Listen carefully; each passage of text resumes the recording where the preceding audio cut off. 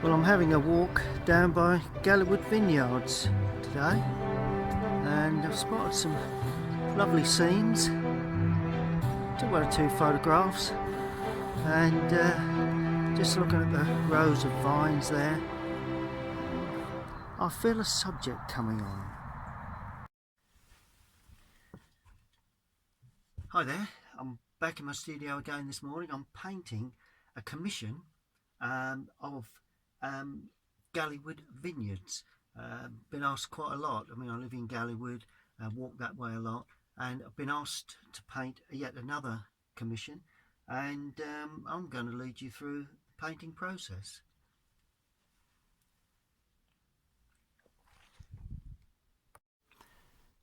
Well, that's the composition. As you can see, I'm working from a pencil sketch that I did.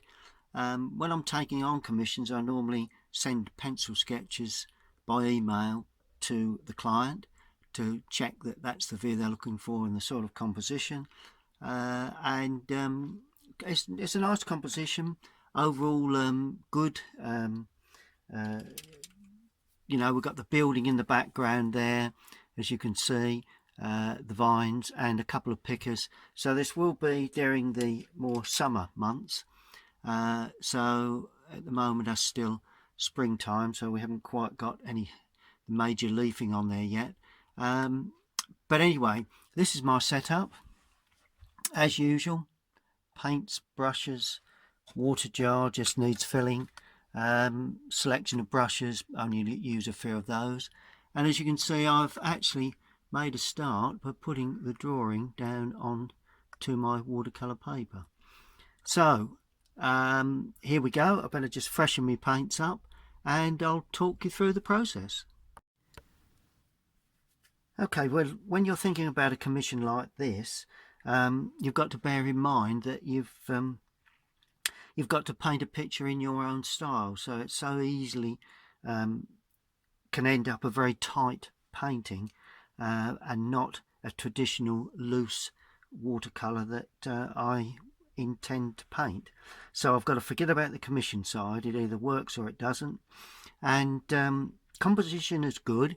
As you can see, we've got the building there, we've got the figures. I'm going to have the light coming from the left hand side, because obviously that's more or less south facing to get the sun on the vines all day during the summer or the springtime anyway.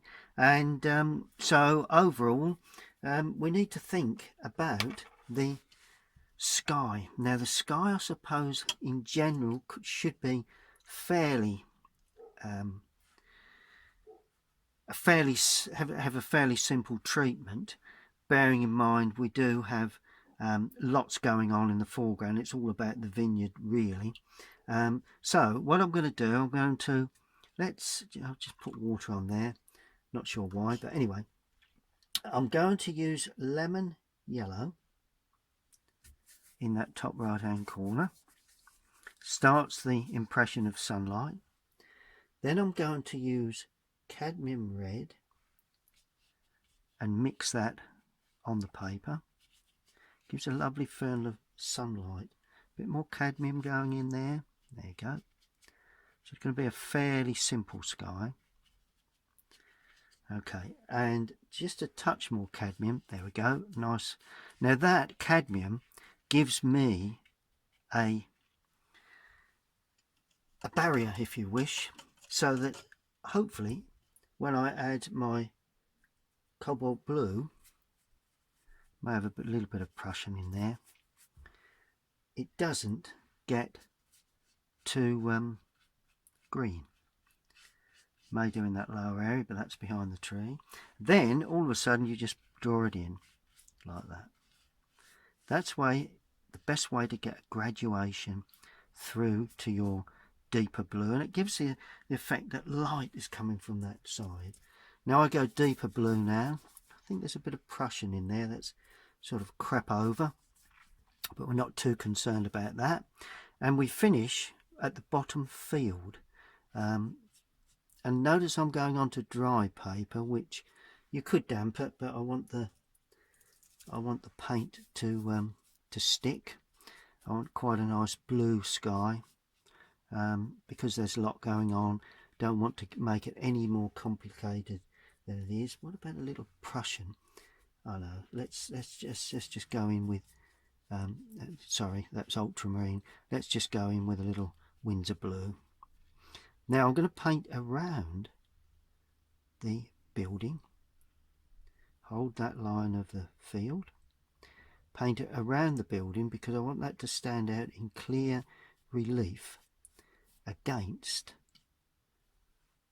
the somewhat darker sky. There you go. Picking around that quite nicely. And then as we come down into the lower area, I'm going to soften that. Got darker trees down in that lower area, so I don't want that to complicate matters. A little bit more water. May drop some trees in there shortly. But there you go. So that's basically the sky treatment. Now I've got to decide whether I need a soft edge against the land at that point, and I'm deciding to say probably yes. So cleaning the brush again, get all that blue off. Now the field, not quite sure, there would be green, yellowy green I suppose. Going in with raw sienna, and I'm just kissing the top of that lower wash, of that lower part of the sky wash, and that will introduce, so it's running green into that, and it's softening that edge. Now I'm going to add a little blue to that. I said a little, that's a little too much. There we go. Just to bring that down forward, a nice sort of field, distant field sort of colour. Run over to there because that's all going to be dark, and I don't know whether that's still dry there, but it would be nice if it was. We use a smaller brush. Just going to use a small brush for this because I want to try and get some background trees in that are quite blue green really, and quite dull. Oh well, not sure whether that's quite damp. Didn't get in there quick enough, but there you go. That's the way things are sometimes. Things don't always work. Being a bit blasé about this one, I think, and not quite concentrating, but there you go. There you are. Look at that. That'll do, quite sufficient for trees, because you've got to remember, in front of that we've got even nice dark popular trees that stand up. Just cut in neatly around that edge. Can always darken that at some point, and this comes right the way down to the field, or somewhere along the bottom edge there. There we are. We've got another large tree there, we've got one there. Okay, that's fine. Yep, that's pretty much looking good. Getting a little run back in that field, but that's not a problem. I think I'll leave that. See where it's just dropped down. That's nice, but it's just dropped down a little too wet there possibly. But I'm not, as I say, this is just the start of the whole thing. Now I'm using Windsor blue with a nice summery green, lemon, cadmium lemon, lemon yellow, a bit blue to start with, and I'm starting off in the field. Now as I come forward, I'm introducing a little more yellow, and this is just purely where the vines stand on the field. Just going around there like that, and as I come forward, even more yellow, so that the actual field itself looks as if it comes towards you, because I've introduced, just painting around the buckets, I've introduced a bit more yellow, and even more yellow into this foreground. Notice how I'm painting across, try and get a bit of a rough edge. Okay, now my little trick is to add a bit of red to that. There we go. I say it's my trick, I think lots of artists do it, to pull that foreground green forward, complementary colour, introduce a bit there. Good. Now, either side of that is a bit more earthy, so I'm going to use a bit of burnt sienna just to pull in under the vines, try not to paint over. There we go, a bit more burnt sienna this side. Not worried about shadow work at this stage, so that's the earthy area underneath the vines. Okay, now we go in with the grasses again that we can see there. That's the other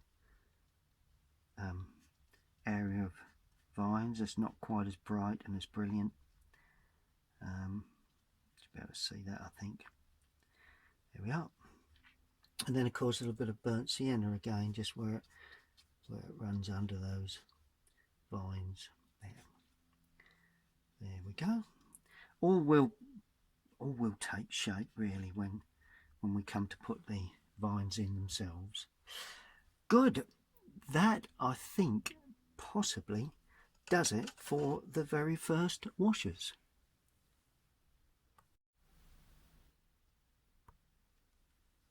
Okay, well, there you go. That's nicely dry now. Give it a moment, add a coffee, let it all dry off. Right, now we need to look at painting the distant area. In other words, the area across the back. There's like a wooded area or trees across the back. Just sorting out, you need a small brush for that, I think. Let's use a nice small Chinese brush that someone gave me. Small selection of those. And what you do, that needs to be kept quite blue, that distant land. Make it if you make it that colour, this sort of warm local green, then you'll never get everything to come forward. It'll never sit back. So I'm going to use cobalt blue for this with raw sienna. Cobalt blue mainly, so we get a nice sort of blue green, and there we are. See how I'm trying to pick up a sense, and they go behind that tree. And what I'm going to do with that is to soften it so that when we paint that large tree over there, we don't get too much interference. There we go. And of course that finishes on that edge of the field there. A little bit of openness to that one. Could vary the colour, bit of a slope on that field. Adding a little more blue now, because as I go away, I want to show the feeling that we've got real depth. A bit more water and a little bit more blue. Gradually just bring that up into the shape of a tree. There we go. Anything does really in the distance there. And then the land comes along like that, or the trees, and we just gradually lose it because we've got just a very weak affair there, because we've got that lovely poplar tree standing up. So we've got a gradual recession. You know, we want to bring the eye to that area, but then the eye needs to wander a little. So anyway, so that's that. We're going to leave the field because it may well be that the distant field, that's that field there, is possibly as good a colour as I will actually need. So right, so that's that, and we use the old flat brush again, 3/8 flat, to produce, what shall I do? Not a bad idea, perhaps, to create I've got to think about this one. Okay, right, so what I'm going to do first, I'm going to paint this greenery here. Very dark Windsor blue with a touch of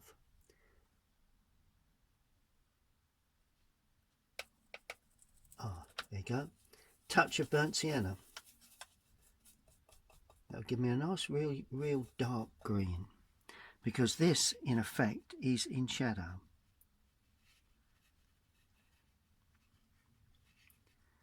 Okay, so, and it finishes on top of the vines there, and that will be quite uneven where we've got the different vine areas coming through. There we go. So that's quite dark. Now I add a little bit of lemon yellow again to make it a little lighter, and try and get a different strata of tree in there, or hedging or whatever, but overall it's going to be quite dark. And then I'm going a bit darker again in the lower area, a bit more blue. I always keep the dark blues at the most distant point of your areas. So in other words, we've got the vines there that comes down, that's the bottom of the field, then it comes up again over the top of that last vine, then there's another one there, and we can just about see the odd one or two creeping away like that. There we are, nice and dark and blue, not light blue, dark blue. So that's light blue, that's dark blue. Then we quickly add a little more yellow to that, not too much, and just finish off with the tops of those trees, and that just gradually sneaks away towards the building with quite an uneven edge where the tops of the vines are. And that sort of area can actually be slightly softened. So you take a damp brush and just soften the tops here and there. Always a good thing to do. Well, sometimes a good thing to do, not always. Just to give a bit of interest. But all the time, bearing in mind they will stand back behind these popular trees. Right, so that's established that. I think I'll leave the building until I've actually painted the vines themselves. Okay, now I'm going to paint the actual greenery on the vines themselves, and quite a fresh green, so I'm using cadmium lemon yellow, a bit more blue in the mix to start for the distance, and we've got to be aware of the sunlight catching, so they've got to be very light. We don't want anything dark at this point. And what I do to the right, I'm doing to the left, if you notice. So that's the start of the vines themselves. Then as we work forward, we're going to introduce a little more blue, a bit more yellow, give us a much sort of sharper feel, so sort of greener sort of feel. And I'm going to paint around the figures. Nice to have the figures white at this stage. The pickers doing a lovely job there in the field. Understand you can volunteer for this, and that's something I will be looking into during my during the summer. I think always a good idea to help local businesses. They need all the help they can get, really, in these rather funny times. Now notice how I'm trying to do, I'm going to paint around that figure like that, trying to do a little bit of each side, paint around the arm in amongst the vines there. Now I'm adding more yellow. So this is quite a vibrant yellow, and I'm being considerably more looser. See the way I'm stroking in to try and get the tops where the sun is catching those vines. Nice warm tone. Stand up fairly high in the end, I think. Let's go a little darker now on the underside, because you know this side is in shadow, but I'm leaving, as you can see, one or two areas unpainted, because it's quite important that you get the feeling of leafing without painting every single leaf in. Now that is the trick, that's the knack. This one will have a bit more yellow in because it's on the sunlit side, but a bit lighter too. And if you can get that sort of impression, right, so it's light there, and that would be dark, that would be light, right. So we'll have a little bit of light on the other side of the vine there. Okay, and then we just pick up the dark green again for, it's more or less the area that's in shadow, and just drop that in here and there, drop that in here and there. It's more or less the shadow really, I suppose, but we're not going to get too fussy with shadows at this stage. A little bit of lemon in there to freshen it up. You know, it's sort of like trial and error really.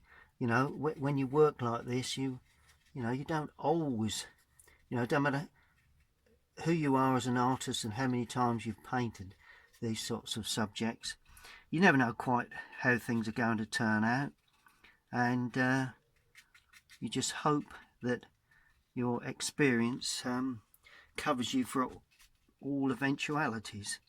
But sometimes I can assure you that is not the case. But there you go, just bang that in. There we are, that's the start of the vines, the main row where the figures are.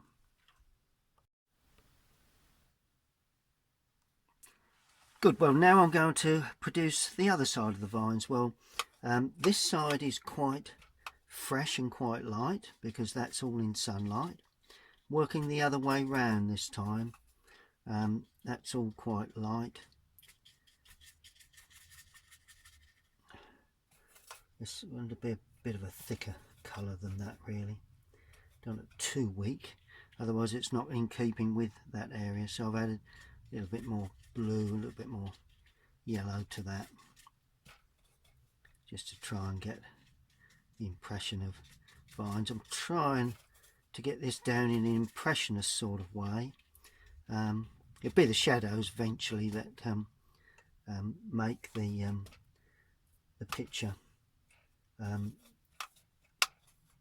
Same with any picture really, any painting, shadows really make a big difference to the overall feel of the thing. And this side will be a little darker, although I'm not too concerned about getting it too dark at this stage.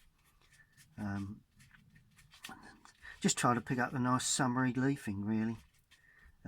We will put shadow on this shortly as that goes away into the top of that.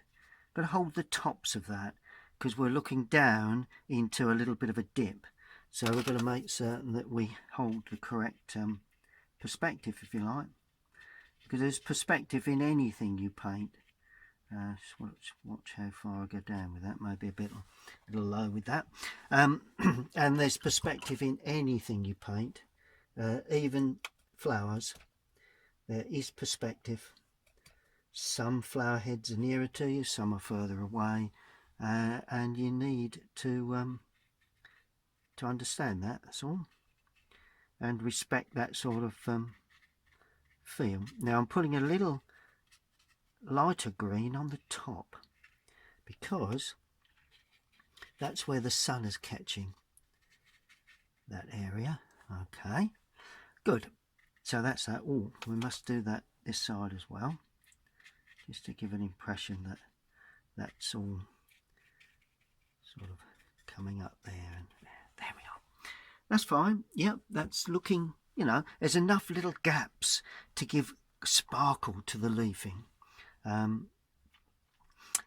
Right, now I'm going to start in the distance again and look at the rest of the greenery. We're going to have a row. Right, so there's a row there, right, and there again, this is quite light. A bit more blue in the mix. Don't want to be too light with this. Be too. There we are. And of course there'll be another one there, and that goes down into the dip. There would be another one there. Gradually they close up because of perspective again. That's the edge of the field, I understand, by the looks of it. And that goes down into the dip like that. Just got a little bit of sorting out in between to get the darker greeny. I've not put that in just yet. And then, of course, that sort of colour can then be introduced all the way through, really, and you can keep that sort of perspective on the whole thing. Just leave a little gap between the tops, this area, and the tops of the vines there. What I'm doing, I'm just gently stroking that away now. We'll put a bit of lining in there just to show the tops very shortly. I'm running out of paint, which is not a professional thing to do, but unfortunately not mixed quite enough for that, so there you go. A bit more water. Right, now this will have shadow on shortly, so not too concerned about that there. That just shows you the running away of the bulk of the vines, really. You know, we may put 1 or 2 little marks just to show that. And we can just see a bit of the earthy colour. So I'm using a weak burnt sienna just to catch where you can see the earthy colour of the field there. Obviously you only see it in these main ones here. Don't see any more once it goes along, because it's beginning to may just see a small line there, another small line there, and that is about as far as it goes, I think. Just pull that through. There we go. Oh, and there may be just a small line there, just to help give that impression. And then just pull it through with your finger. There we are. So that pretty much is the first stage of the vines. Now comes the popular trees. So use my old friend the 3/8 brush, flat. You can see all the paint's gone off the handle, but she still works fairly well for me. So I'm going to continue using it until it's no longer usable. It really is a strong mix of lemon, Windsor blue, lemon yellow, Windsor blue, and a bit of burnt sienna. And those two mixed together will give you a fairly dark green. The more blue and burnt sienna you add, the darker the green will be. Now, to start with, on the sunlit side, let's just try and... Now, the brush needs to have... doesn't want to have too much paint on it. I've got miles too much paint. Let's get rid of some of that on my palette. Give it a... That's probably why the brush is... There we are. Right. Start... that's better. There we are. And this is the lovely poplar tree. You just got to try and get the outside of the poplar tree to look a little bit like a poplar. And I'm going to do the inside, the other side like that. And then just put out the smaller outside branches onto that. Then I'm going to do this one, and I've learnt a little bit from doing that one. Should have done the right hand side first, so I'm going to do that now. There we go. Don't want to make them too much the same. And then the left hand side, not all the same height. Can always thicken them up later. Probably will need a bit of thickening later, just lifting off a bit of paint there. Takes a little bit of doing, but I'll thicken them up shortly. Here we go again, a little bit more water. There's another one here in front of the old barn that was built by the owner, I understand. I've been in there, it's very, very pleasant, and they do tours in there apparently for wine tasting and tours of the very interesting place to visit. You know, we all think about France and the vineyards, you know, and we go on holiday to France, or when we could do, we think about visiting the local vineyard. Well, we have one here in Galleywood, so really is no reason to go to France, really, you know, when there's one on your doorstep.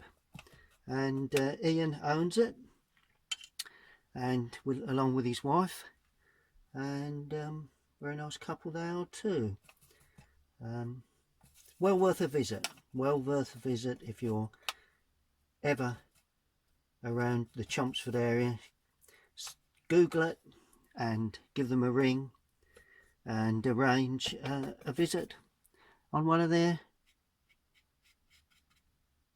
days that they're opening. Right, so that goes through there. That's the advertising bit done. Which I don't very often do actually, but it's such a lovely place to visit that I can't really say anything other than give it a look. There you go. And then of course we have another one there. Now that's going to be darker. Right, now the next thing I've got to do is to make the left hand side darker. Blue, brown, Windsor blue, burnt sienna, touch of lemon, not too much. Right, not too much on the brush. Okay, let's see what we've got. Right, there's miles too much paint on that brush, so let's get rid of that. And we just do, I mean, overall they're going to be quite dark anyway, because they're against the light sky. But the left hand side will be, sorry, the right hand side will be the darker of these trees. Now I've not gone too dark too early. As you can see, I'm being a little careful, and being a summer sort of subject, they do have a lot of leafing, so we mustn't be afraid to thicken them up. Now I've gone fairly dark there. Hope they look like popular trees. I think they do. And they are quite large features, so you know, if they look quite large, I can assure you they are. I'm not going too dark, because if I do, could be that I'm too dark at the end for the picture. So watch I don't get too fussy with this. Getting a little bit on the fussy side. Let's try and work a little faster, so I mix a bit more paint. Notice how I mix as I go along.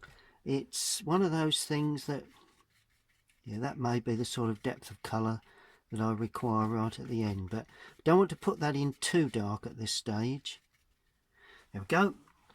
And then the final one goes in on the end. Now this one overall is going to be sort of fairly dark.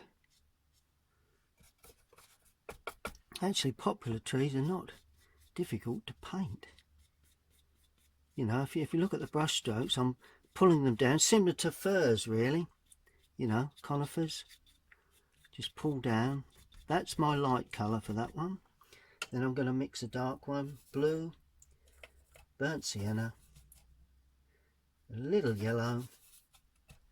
And then I'm going to paint in this right hand side. And just little touches on the left. Now that's going to dry off considerably lighter than that, but it's not a problem because I'm now going to put in the large tree on the left. And the large tree on the left there, overhanging, there you can walk down to the vineyard that way, between the hedging and the vines, and that large tree is going to be the darkest of any of the trees, mainly because it then show up the sunlight. So it's winter blue and burnt sienna. Do I need to put any? Actually, not sure I need to put any yellow with that. It's be quite a thick paint. I want to get some texture in there. Yeah, let's tempted. Let's put a little bit of red. There you go. A bit of cadmium in there as well. That will make that slightly warm. Right, now what we do when we do large trees like this, we've got to get the opening of the outside of the branches. So start off in the more denser area. There we go. See how I'm dragging the brush? Now we can go up. Now we know the brush is loaded correctly, to show the branches coming out and the gaps. 1 or 2 dense areas, but not many. Dense area, then there's a gap, then there's another dense area. See the way I'm just balancing this out? And you know, it's not a difficult technique. If just pulling that out a little bit further, don't go out too far too quick, because I've pulled them right over there and I thought, whoops, too far. You can't take it away. You can extend it, but you can't take it away. Now I'm getting a bit denser with this. It's a little bit of light coming through, but just a little more. Put a bit of yellow in this again, a bit more blue, just to ring the changes. Maybe there's a little bit of light coming through. Yeah, that then comes down to there like that, you know, and 1 or 2 gaps, then fill them in. 1 or 2 gaps. I can always change that later as I paint. And this is where, nice and dark here, this is where, as I said, we get the overhang of the trees against the lighter background there like that. There we go. Wow, you can't get anything simpler than that. Have a go. Get those brushes out. Nice and dark again, a bit more red this time. Give me a bit of real depth and real punch to this this area here. There we go. Now I'm just sort of filling it in a little bit more here. And we do have, so like a hedging, right? Remember the perspective of that hedge? So what I'm going to do, clean the brush a touch and introduce the yellow into that, because there is a little bit of sunlight just catching or just breaking through that tree area in places. For the tops of that hedging. See how I've defined the difference between the tree in the background and the hedging in the foreground. And then of course we can go dark again, perhaps not quite as dark as we had before, but this is where the lower part of the hedge actually stands up. There is a separate little section there, but I'm not going to, I don't want that to get too complicated. Bit more brown in there, just to give it, ring the changes a little. That's running out of picture anyway. And we may even have shadow on there eventually. So, and that is how you produce the hedging and trees on the left hand side. And can you see the perspective again? Always be aware of perspective. And the large tree on the left there, overhanging there, you can walk down to the vineyard that way, between the hedging and the vines, and that large tree is going to be the darkest of any of the trees, mainly because it then show up the sunlight. So it's winter blue and burnt sienna. Do I need to put any? Actually, not sure I need to put any yellow with that. It's be quite a thick paint. I want to get some texture in there. Yeah, let's tempted. Let's put a little bit of red. There you go. Bit of cadmium in there as well. That will make that slightly warm. Right, now what we do when we do large trees like this, we've got to get the opening of the outside of the branches. So start off in the more denser area. There we go.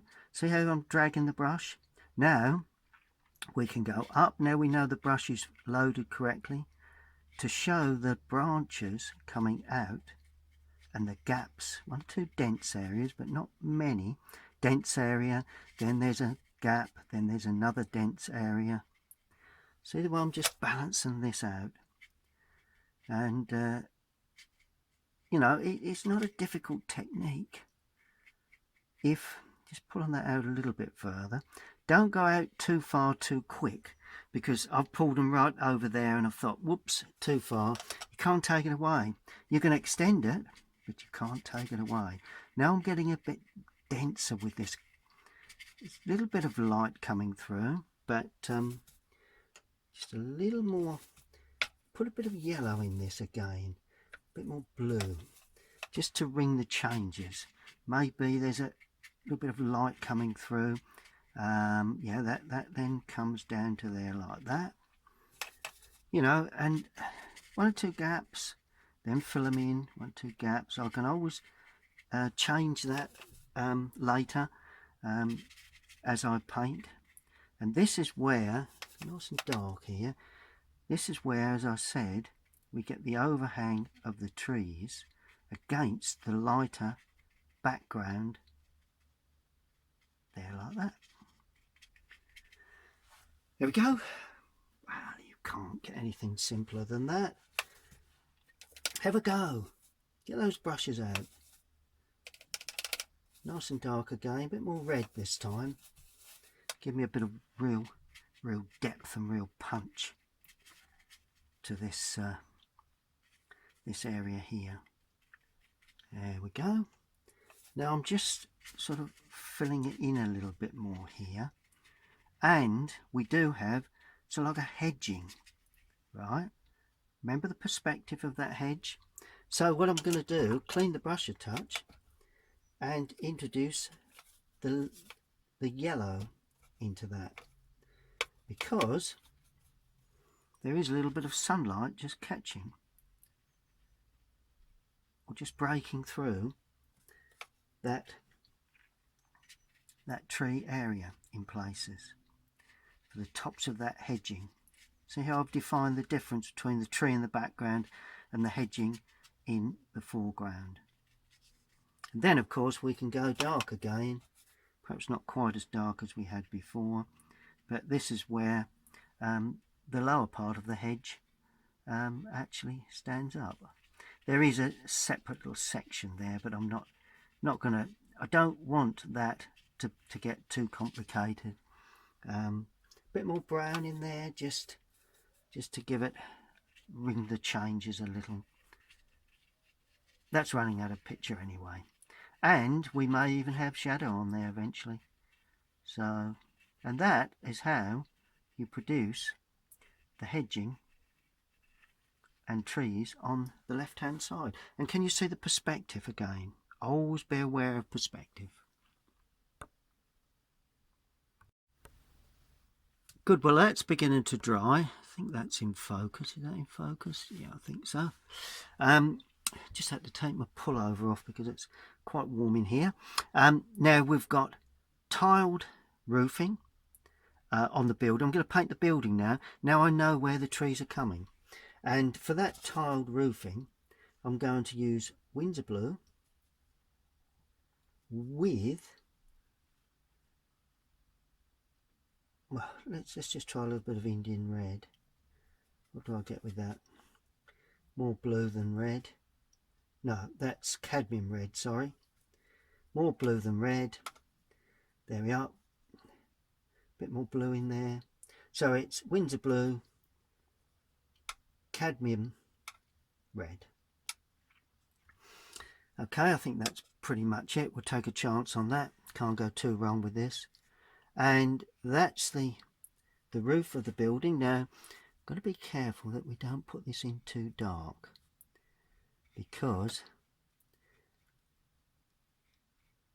we've also got to leave a space for the trees as well to show there. Well, that really is about all we need to do, I think, to that. Just ran into the tree a little bit there, but not too concerned about that. Bit down there. Good. Just check that this runs at the same level. Yep. There we are. And there is the gable end of the other side, but that's not a major problem. Maybe a bit there of the roof that I can see. Got to be careful. I'm not getting too fussy with this. We don't want any fussy work over there. That's better. I've picked up the edge of that side of that tree better that way. There we go. Good. That's that. It's all about the pickers really. Now the windows I'm going to put in with let's just stick to the Windsor Blue theme, I suppose. Windsor Blue with cadmium red. A bit more red this time. Ooh, not too much red. That's a lot of red. Very, very strong colours, these cadmiums.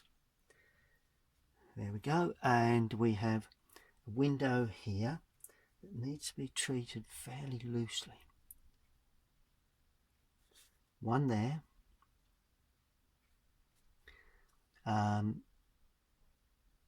Actually, I don't think we can see any of the others, to be fair. Oh, there may be one there. There we go. Just lose that a touch. Can't see any on the gable end that side, which is just about to see the gable end there. Oh, and there is a small window at the top of that little overhanging part of the building there. You know, the building is not a major feature. The only thing is the red brick.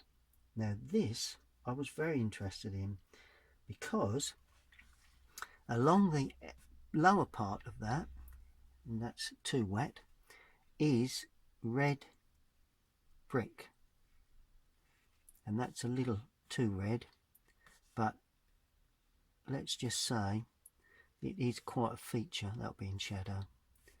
It is quite a feature, so I think that should be put in its entirety really. Anyway, I'm pretty much happy with that building. It needs quite a bit of doing to it in its regard shadows, but everything does. We're not too concerned. Right, shall we get the figures in? Okay, well I've just started to paint the figure. I put red at the top, cadmium red. That's going to be a tied jumper that's tied around the waist, and I've added the legs to that figure. The other figure is going to be more of a lighter blue, so I'm going to use cobalt blue for this figure in the distance. Nice bit of cobalt, nothing too dark, but I will be introducing a little warm colour into the legs with a brown again.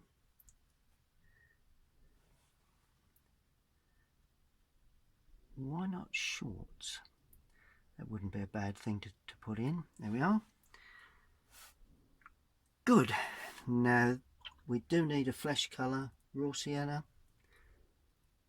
there, very weak, and a flesh colour on the face there like that, flesh colour there, and of course flesh colour on the legs. Good. So that's our figures in. Need dark hair for one, I suppose. Let's have dark hair for this one. Oh, well, that's useful. Looks a bit like a cap. Yeah, I'll go along with that if that dries up nicely. It's actually run into the face area, but I can suffer the cap on that. Yep. Good. Okay then. That is the two figures put in without their shadows. Just want to do the very dark Windsor blue, cadmium red, again using this a lot, just to keep everything the same really. Now we've got the basket there like that. It's got these little handles on for picking up. And how do we do this basket? Well, not if you go like that and put that halfway across like that, it's actually a bin, I think. Then all you need to do now is to get a damp brush and just bring that across into the sunlit area, and all of a sudden you have a rounded shape. That's the way I do most of my rounded shapes anyway. So you can then come along the bottom a bit there, and allow that to completely dry. And this one here will be similarly treated, although it doesn't want to be as dark as that. Just do the rim of that just so as we can join those. That's it. And it doesn't want to be quite as dark, so let's give that impression like that. There we are. We all know what it is. Don't want to get too specific with that. Just get rid of that white paper there. That's it. Just off-putting a little bit to me. And another bin there like that. Just lift off a little bit of colour for that sunlit side. Good. Doesn't look like a handle.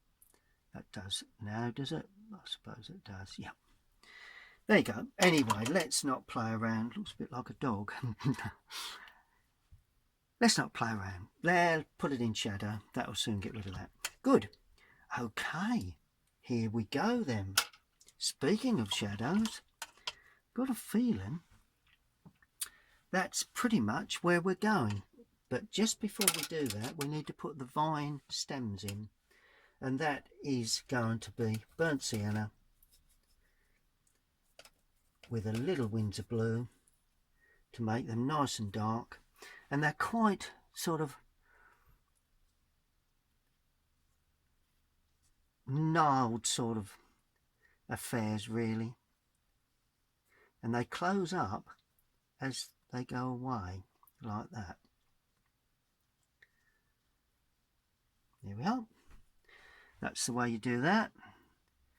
So another couple there. These will be closer up because, and they get very, very close in the end. In actual fact, you probably wouldn't see those. These ones probably just about see the base of those perhaps, but you wouldn't see them as they go along further. There we Anyway, that's the stems, and we do have some here. Just make certain that these stand in the right positions. There, like that. Got to be on that sort of level, mustn't be too far down. And these are the same. Just got to watch they stand in the right level. You know, it's all part of the perspective thing, really. There we are. So that's the lovely stems that are holding the vines, connecting the leafing and the lovely grapes to the ground. Good. Well, it looks like it's shadow time. Well, shadows are my favourite sort of painting. Shadows, one of my favourite things, really, because it's that time when you see the whole thing come into sunlight. You know, there is darks and lights, but there's no real sort of depth of shadow. Now, I'm not going to paint the shadows too dark too early, so I want to be aware. There's a nice deep dark shadow there. Now that is about right, I think, for my distant shadows. And of course there would be an overhang shadow there and an overhang shadow there. Right, now there's a shadow there and there where the supports are. Shadow down the side there. Right, now I've got to think about this. Shadow, let's do the windows first. Right, let's just try and make these shadows a little deeper. Now this is all in shadow. That's the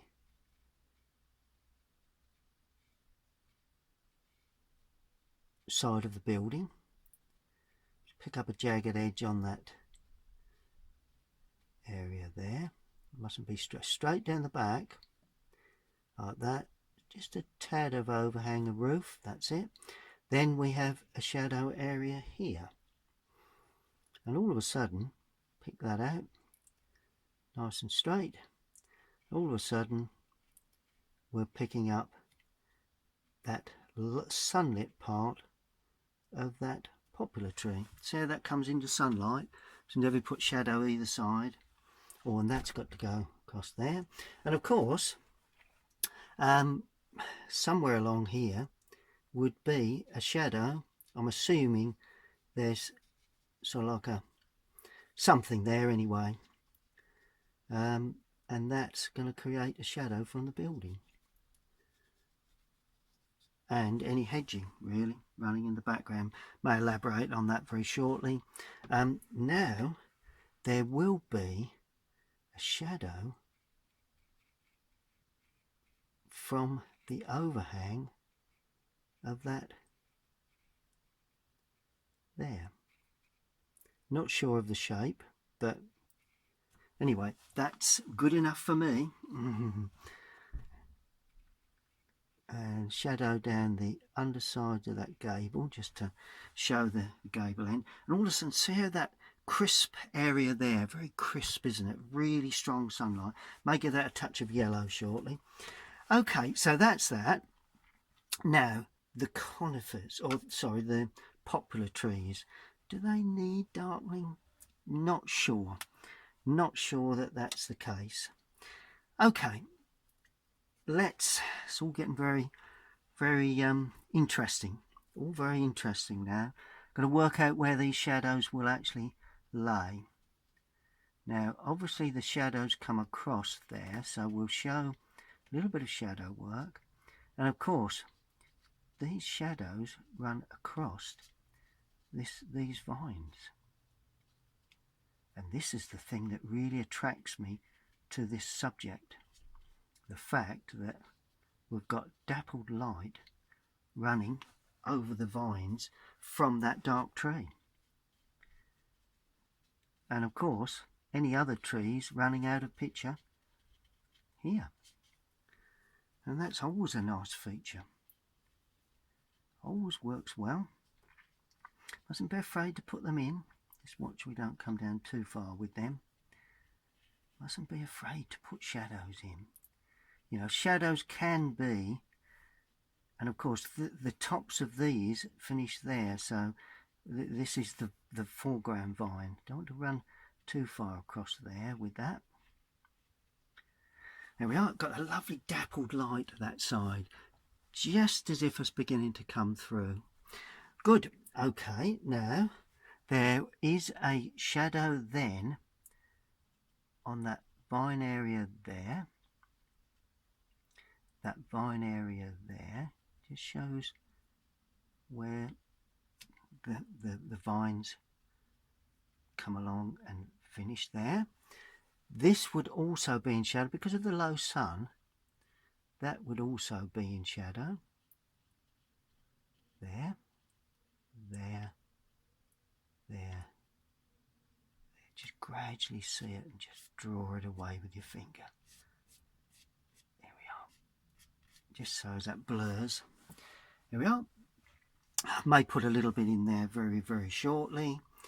Other than that, this shadow, perhaps mix that with the green. I've got some green on my palette, so it's a greeny shadow for the side of those vines there.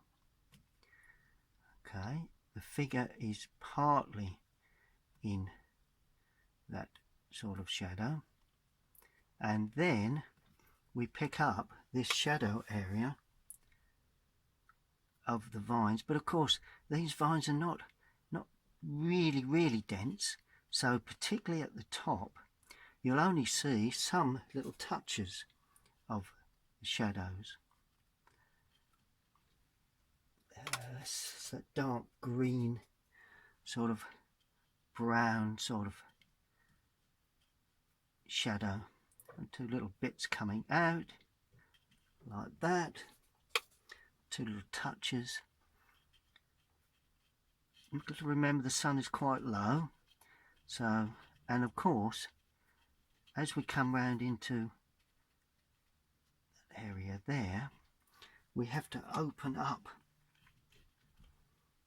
just add a bit more colour to that. There we are. And of course that's the vines there, and this is where you begin to come round the corner to the sunshine. So we've got one or two little sunlight areas there. I'm not painting the leafing in, I'm just giving an impression. That's all you need to do. I'm going to remix again, run out of colour, but not a major problem. Don't need to be exactly the same. In actual fact, probably best not to be exactly the same.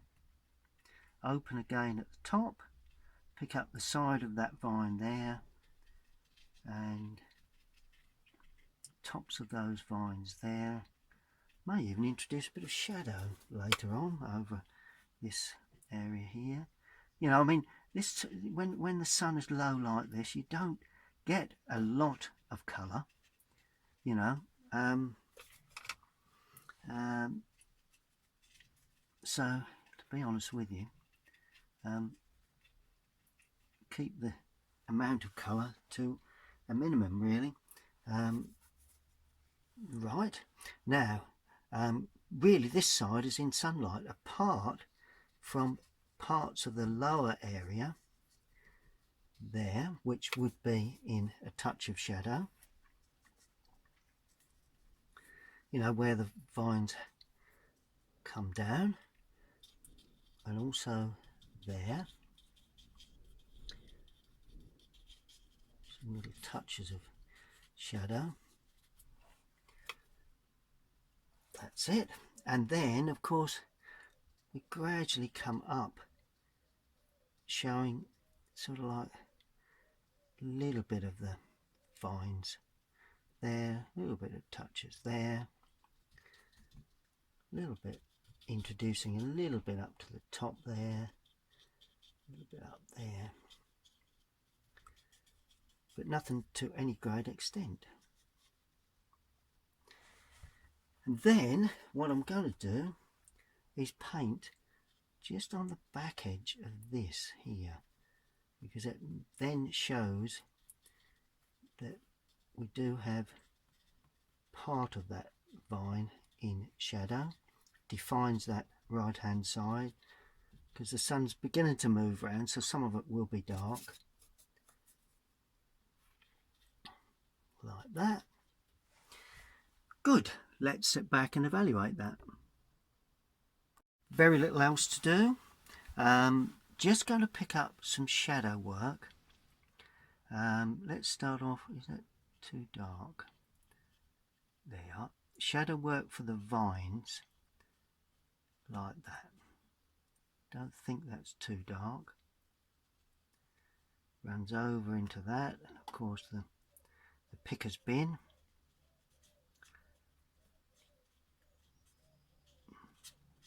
Then we can then pull that across like that. Notice how I'm widening the shadow out as I work into the foreground, and the sun is coming under the vines a little, so always a good thing to show. Then I'm going to paint across there like that. There again, shadow, sun's coming under the vines a touch, and there will be some shadow running away from the vines under there, and of course some shadow from those vines there. Then this then runs like that, and that shows shadow there. All very impressionist, nothing too fancy. Then nice bit of shadow work over the figure. That figure there would have shadow work running over there, and this figure here would have some shadow like that running down there. Nice bit of shadow work, and of course under that would then go under the vine, and then of course this, the bin, would then take quite a nice shadow running across there like that. Good.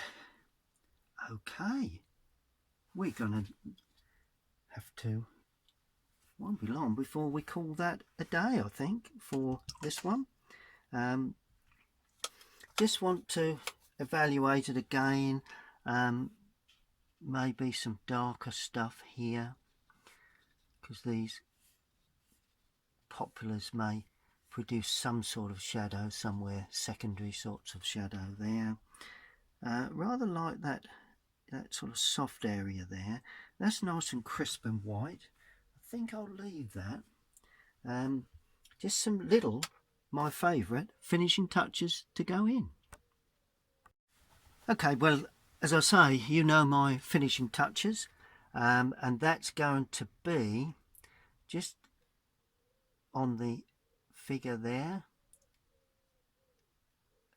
like that, down the back edge of the legs there, just some little sort of touches of darker colour on these stems, just to make them look a little bit ragged, and as they are, of course. A little bit down the back edge of those, goes away then, and just some little touches on the ground, and then pull them across. See where that vine sits? I'm just pulling that like that, and then just pull it across. Another vine there, pull it across like that, and that's just my way of finishing them, really, you know, and sharpening them up, really. I mean, they just need a little, these don't want too much, because it's all about the centre area. One or two little touches onto these here, but nothing too much. Right, let's pick up one or two. Wonder whether we can just sort of line in some little touches on the outside edge there. it just helps to define certain areas where perhaps you can't quite judge where the vines actually finish. One or two little touches here and there that all, you know, I used to see artists do this, and I used to think, well, what are they? And really, I just call them my finishing touches. But of course, you know, they have to be put in the right place. But and that is purely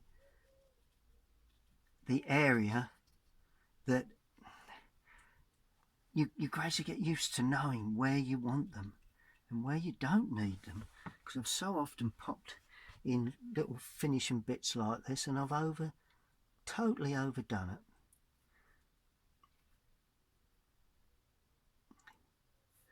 There we go. And of course the figure would cast a bit of a shadow up that vine. Forgot about that. Here we go. Good. That's pretty much it. Just going to define a little bit where the roof line comes, there and there, because I think that's important to show that where the roof and finishes. And of course on that window, lovely crisp area there, underneath that gantry area, and of course those two supports, because it actually stands away, you know, that's the key to that.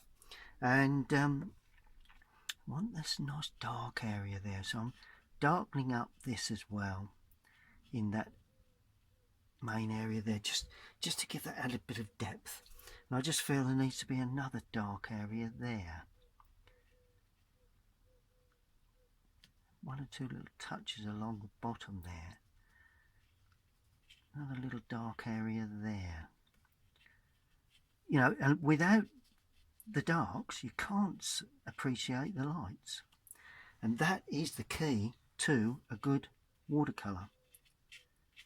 There we are. Let's get a bit of sparkle on that. That's the key to a good watercolour. Any artist will tell you, if you've not got darks, you don't appreciate the lights. Little dark touches along that bottom edge. A little bit darker there. Darker there. What about a dark tree just holding in this left hand side? There we are. Side of the brush.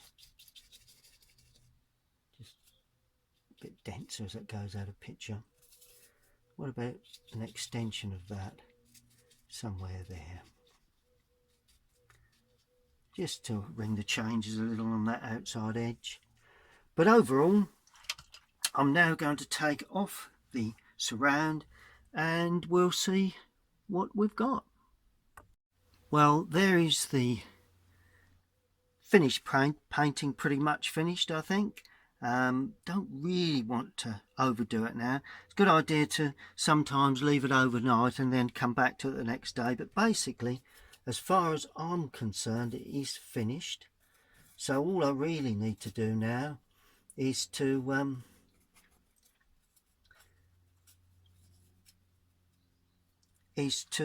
sign it, really. And I'm going to sign it in this lower part here, just in the shadow. Just try and pick up some thicker paint, because,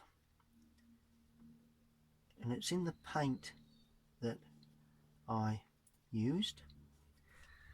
So that's my name, that's my signature, and that is a picture of, or a watercolour of, Galleywood Vineyard. The actual building in the distance there is where it all happens when Ian is waving his magic wand over the grapes and producing lovely wines. And I hope you've enjoyed this. Click on the link in the bottom right hand corner. That's my logo. You will then be subscribed, and when I upload any more videos you will be notified. But in the meantime, Happy painting. Hope you've enjoyed that, and enjoy the rest of your day. Thank you for watching.